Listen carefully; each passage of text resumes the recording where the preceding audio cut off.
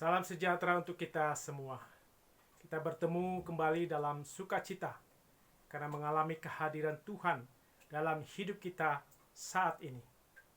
Kita mendalami firman Tuhan dalam rangka menghayati tugas dari Yesus Kristus saat Yesus naik ke surga. Tugas menjadi saksi, menyatakan suara kabar baik. Menjadi saksi harus diperlengkapi dengan Roh Kudus. Menyuarakan kabar baik berarti menjadi saksi. Menyuarakan kabar baik, orang harus diperlengkapi dengan Roh Kudus. Seperti yang dikatakan dalam Lukas 24 ayat 48 sampai 49. Kamu adalah saksi dari semuanya ini, dan aku akan mengirim kepadamu apa yang dijanjikan Bapakku. Tetapi kamu harus tinggal di dalam kota ini sampai kamu diperlengkapi dengan kekuasaan dari tempat tinggi.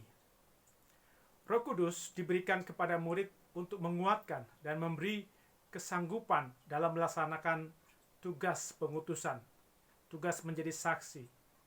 Roh Kudus berarti kuasa dari surga yang memperlengkapi murid-murid, seperti nyanyian PKJ 97, Roh Kudus kuatkanlah kami.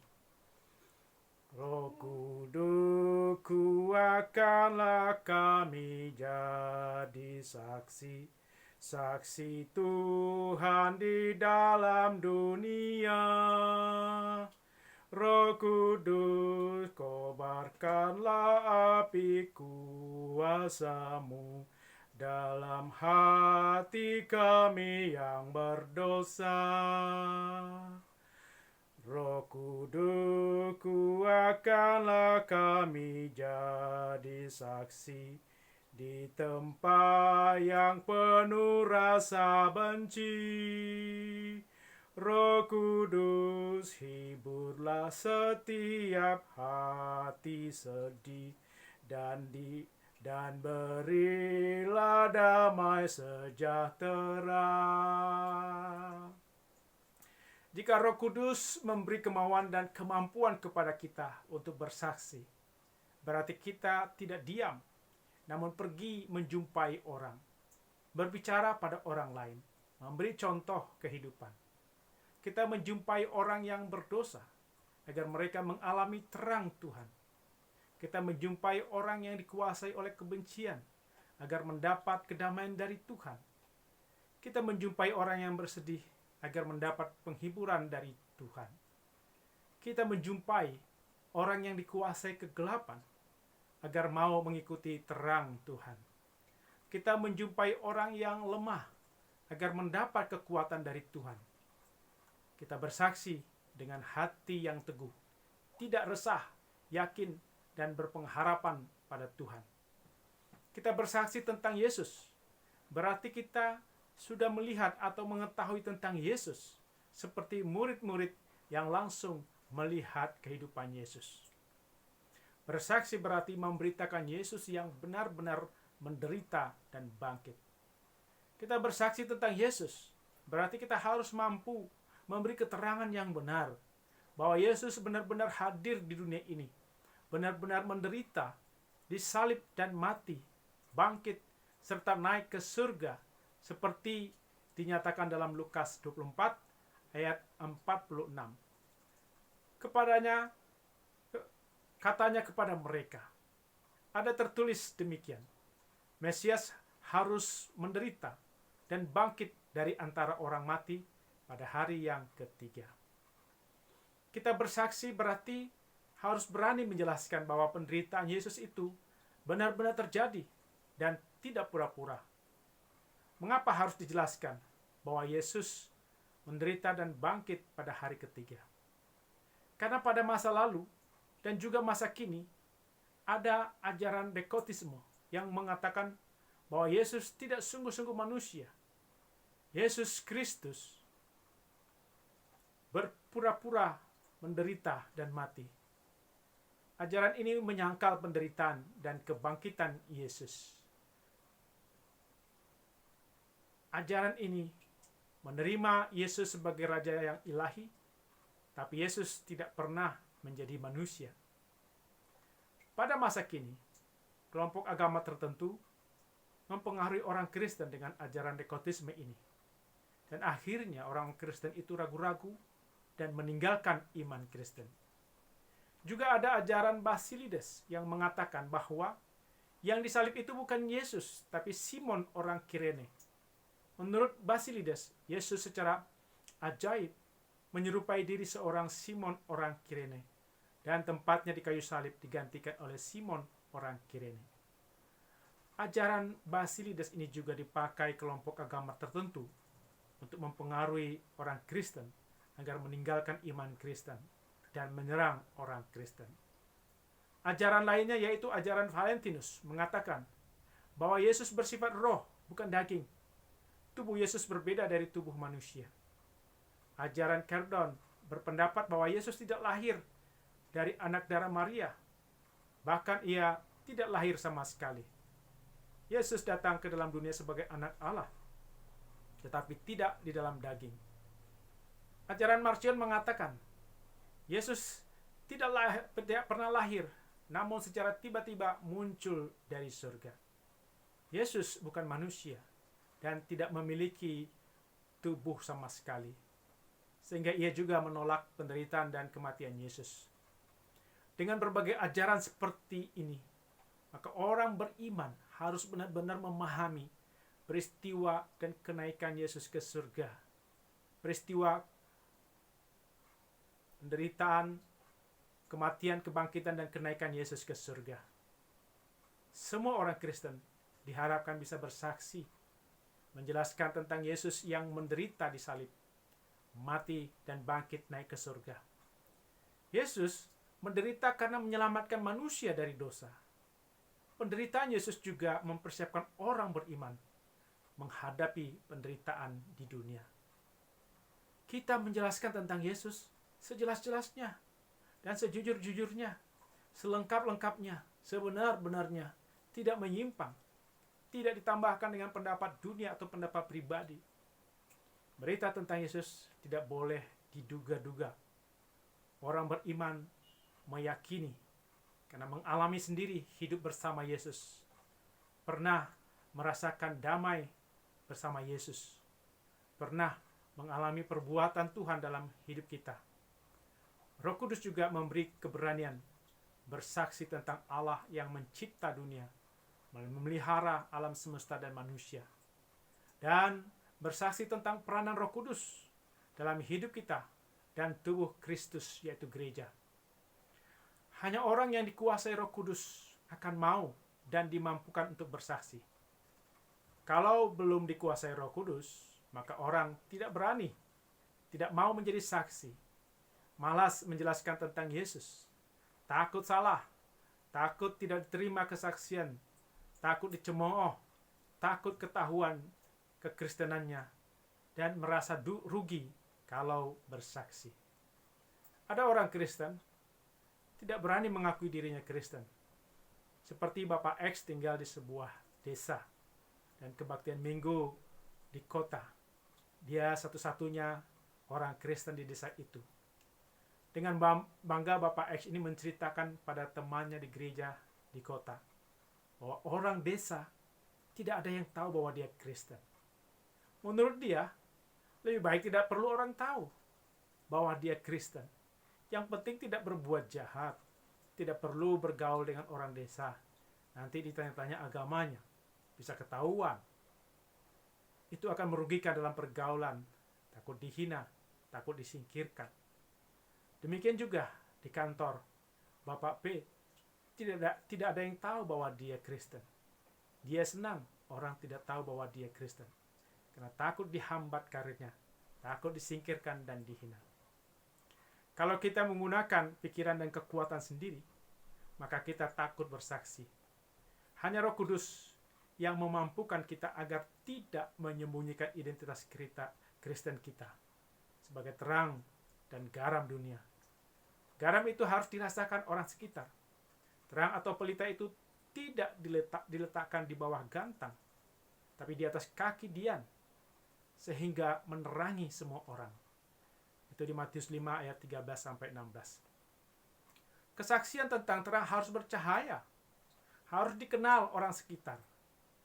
Iman Kristen harus dibicarakan dengan berhikmat, dengan mata hati yang terang, dengan pikiran yang dibukakan oleh Tuhan, dan juga harus dinyatakan dengan perbuatan, melayani orang yang butuh pertolongan atau berdiakonia.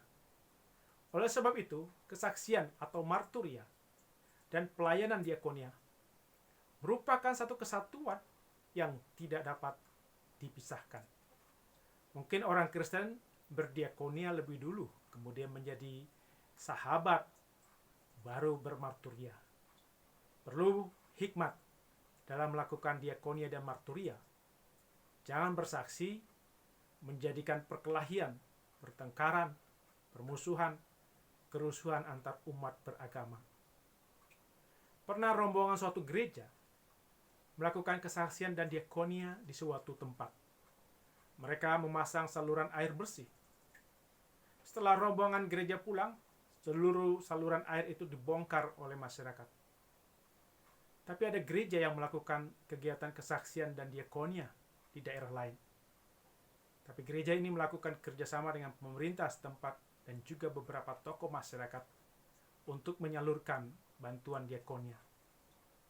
Diakonia yang mereka lakukan diterima. Disinilah perlu hikmat dalam bersaksi dan berdiakonia.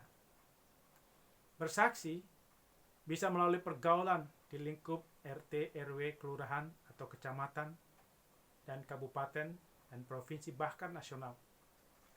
Bersaksi menjadi terang dan garam memang harus memberi waktu, tenaga, pikiran untuk bergaul, menjadi sahabat, tapi tidak terpengaruh atau tersesat. Bapak S berperan dalam urusan pembinaan remaja di suatu RT.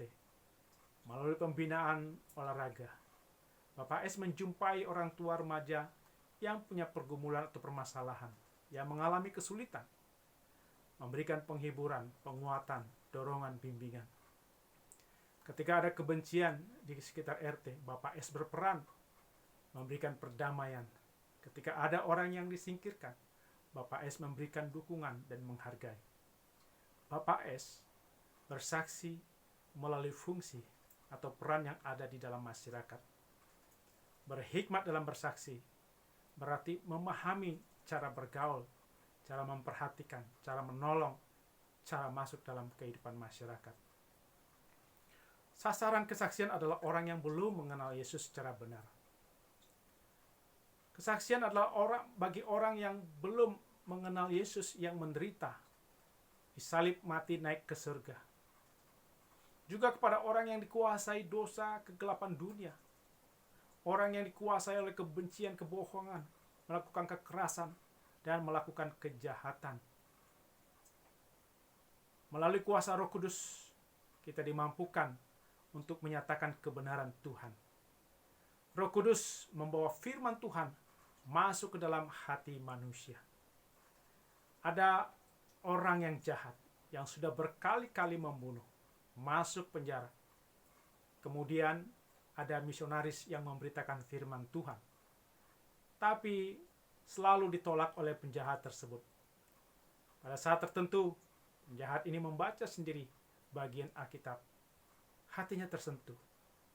Melalui perenungannya, penjahat ini menerima Yesus dalam hidupnya.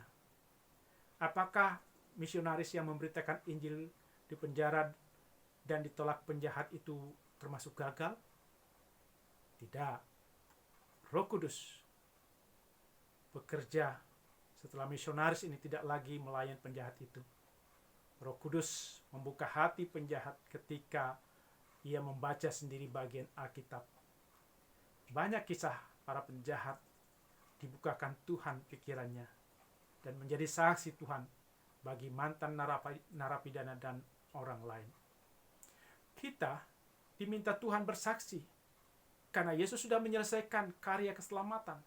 Yesus sudah memberi kemenangan atas dosa. Sekarang tugas orang beriman adalah menjelaskan kemenangan Yesus atas dosa sehingga banyak orang dimenangkan dari dosa.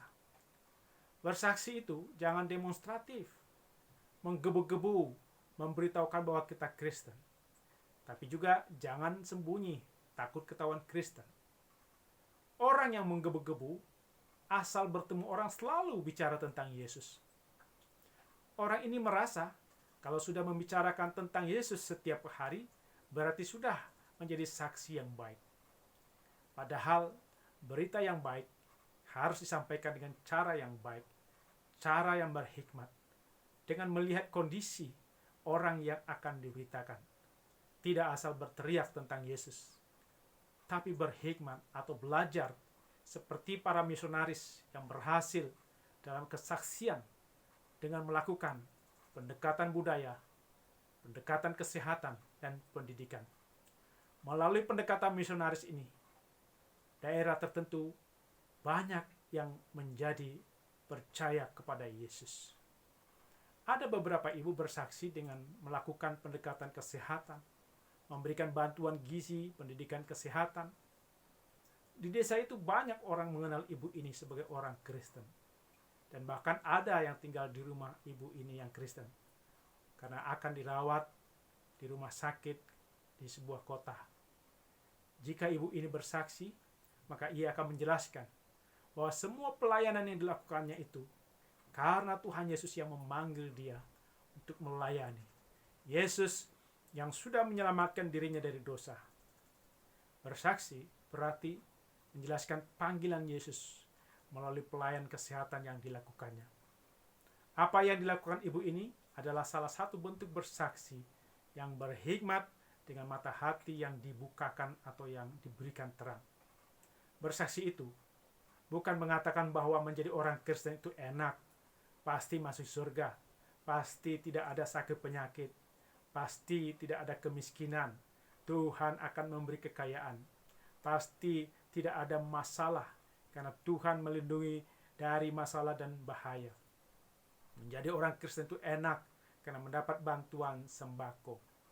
Yesus tidak mengajarkan orang bersaksi seperti itu. Bersaksi bukan mengajarkan agar orang mencari materi, mencari uang. Bersaksi mengajarkan orang mengakui dosa, ditebus Yesus, dibaharui.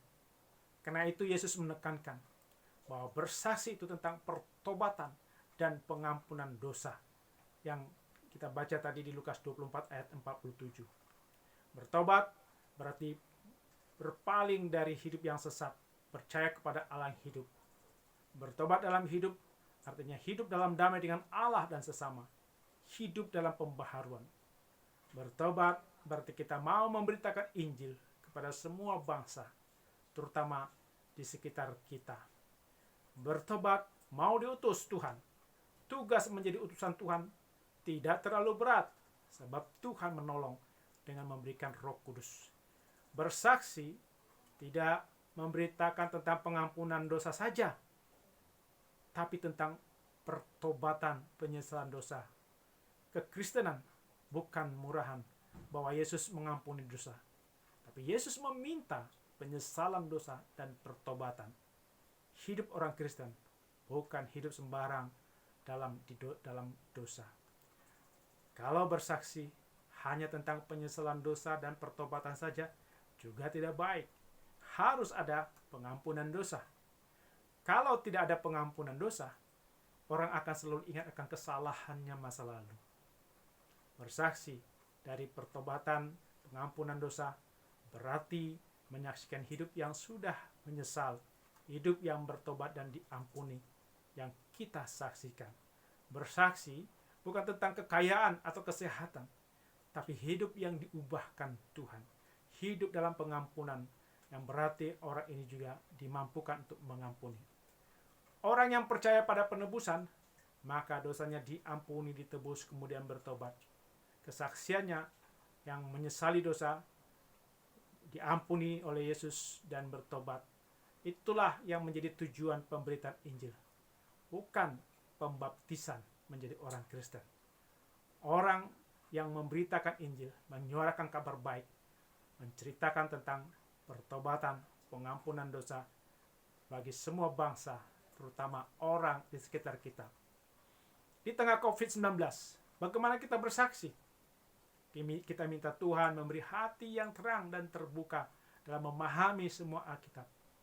Tidak memahami Alkitab sepotong-potong, menafsirkannya menurut kita sendiri. Kita menghibur, menguatkan orang yang positif COVID, bukan menyingkirkan, menolak, merendahkan mereka yang positif COVID.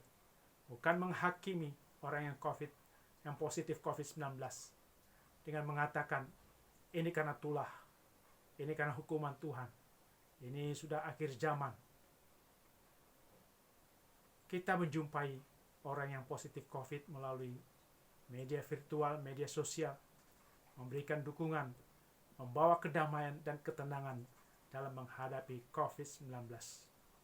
Sebelum bersaksi, kita harus menerima berkat Tuhan, seperti yang dikatakan dalam Lukas 24 ayat 50. Lalu Yesus membawa mereka keluar kota sampai dekat Betania. Di situ ia mengangkat tugak tangannya dan memberkati mereka. Berkat dari Yesus berarti Yesus menyerahkan tugas pengutusan kepada murid-murid dan setiap orang beriman. Tuhan berjanji akan mendampingi orang yang bersaksi. Seperti yang dikatakan dalam 2 Korintus 13 ayat 14. Kasih karunia Tuhan Yesus Kristus dan kasih Allah dan persekutuan Roh Kudus menyertai kamu sekalian. Kita melakukan tugas pengutusan dengan sukacita karena Tuhan menyertai kita, memperlengkapi kita dengan Roh Kudus. Marilah kita memberitakan Injil mulai dari tempat hidup kita sehari-hari dengan bersukacita dan diperlengkapi oleh Roh Kudus. Amin.